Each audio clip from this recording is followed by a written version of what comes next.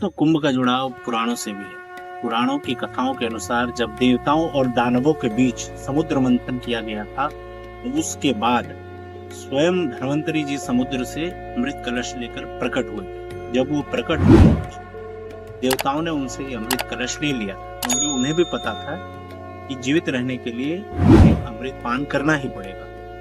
तो देवताओं के अमृत कलश लेकर के आते ही दानवों ने देवताओं को दौड़ाना शुरू कर दिया अमृत कलश छीनने के लिए। इस दौरान वो लगभग 12 दिन तक अमृत कलश को लेकर के देवता असुरों से भागते रहे। ये देव लोक के 12 दिन थे, पृथ्वी लोक के नहीं। इन 12 दिनों के दौरान जिन 4 जगहों पर ये अमृत कलश से अमृत की बूंदें छलकी थी, हरिद्वार, उज्जैन, नासिक और प्रयागराज, इन 4 जगहों में कुंभ मेला लगता है।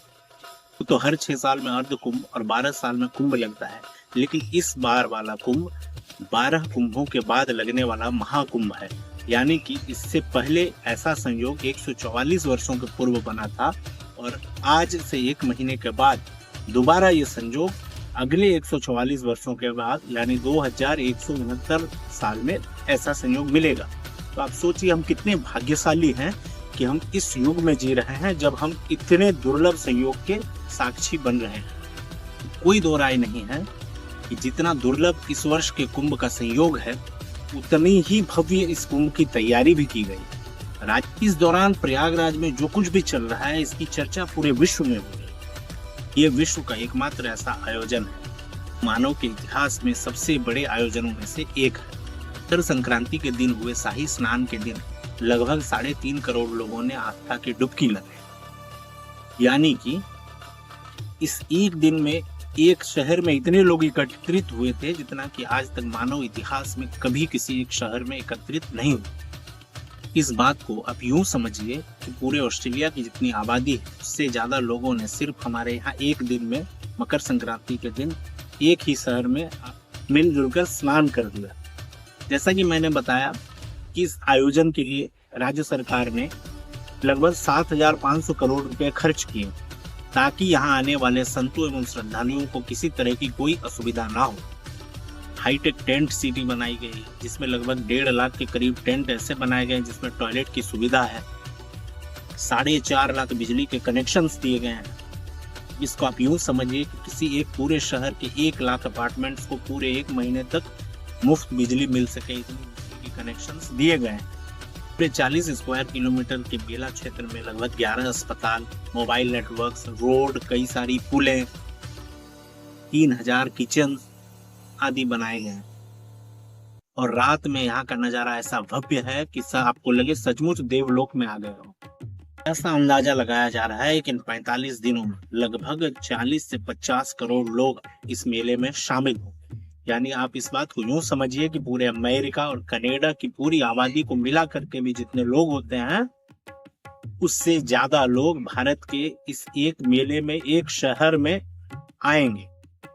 सिर्फ भारत ही नहीं, विदेशों से भी भारी तादाद में श्रद्धालु यहाँ पर पहुंच रहे हैं। हमारा देश सालों तक विदेशी आक्रांताओं के हमले और आक्रमणों को झेलने के बाद भी ये सनातन की ताकत ही है कि आज भी शान से ये देश सर उठाए खड़ा है। आज इस महाकुंभ में शामिल होने विश्व के सबसे अमीर महिला स्टीव जॉब्स की पत्नी भी शामिल हुई हैं। वो स्टीव जॉब्स की पत्नी निरंजनी अखाड़े में पहुंची। उनके कल्पवास की खबरें भी आई। अखाड़े के द्वारा उन्हें कमला नाम भी दिया गया। जहां एक तरफ हमारे भारत के कई सेलिब्रिटीज को पब्लिकली तिलक लगाने या हिंदू मान्यताओं या हिंदू धर्म, सनातन धर्म से जुड़े रीति रिवाज को फॉलो करने में शर्म आती है, वहीं इस वक्त विश्व की सबसे अमीर महिला स्टीव जॉब्स की पत्नी अमेरिका में अपने सारे सुख सुविधाओं को छोड़कर भारत में सिर्फ और सिर्फ तपस्या करने के लिए आई। वो भी 1-2 दिन नहीं, बल्कि पूरे 17 दिनों के लिए।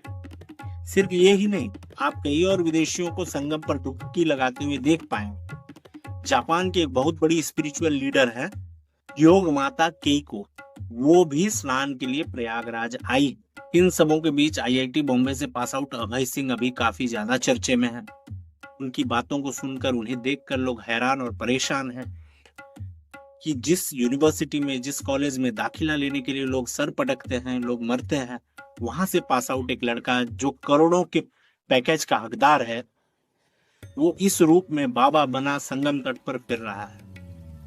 मगर जैसा खुद अभय बताते हैं कि जब आप सत्य की खोज में निकलते हैं तो इस भौतिक दुनिया की चीजें आपके लिए कोई मायने नहीं रखती। आपके लिए मायने रखता है सिर्फ वही एक सत्य जो इस संसार की सृष्टि के रचयिता है, सृष्टि को चला रहे हैं। जहां एक और देश में इतनी महान आत्माएं हैं, वहीं इस देश में कुछ ऐसे लोगों की भी कमी नहीं है जो हर बात में सवाल उठाते हैं और देश में हर एक भव्य आयोजन या कोई बड़ा स्ट्रक्चर जब बनता है तो अपना ये 2 कौड़ी का सवाल जरूर डालते हैं कि इतना खर्चा करने की क्या जरूरत थी।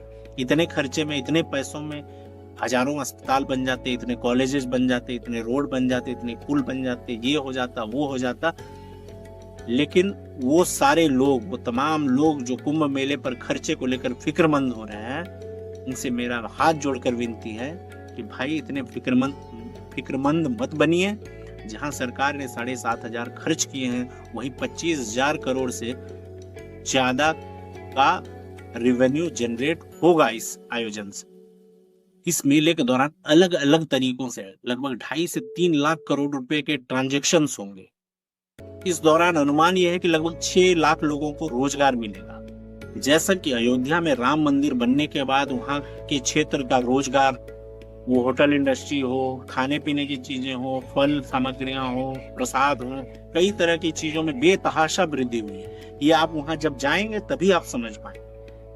तो इस तरह की मंदिरों के निर्माण और मेले के आयोजनों पर यह बात तो बोलो ही मत कि बेकार का खर्चा हो गया।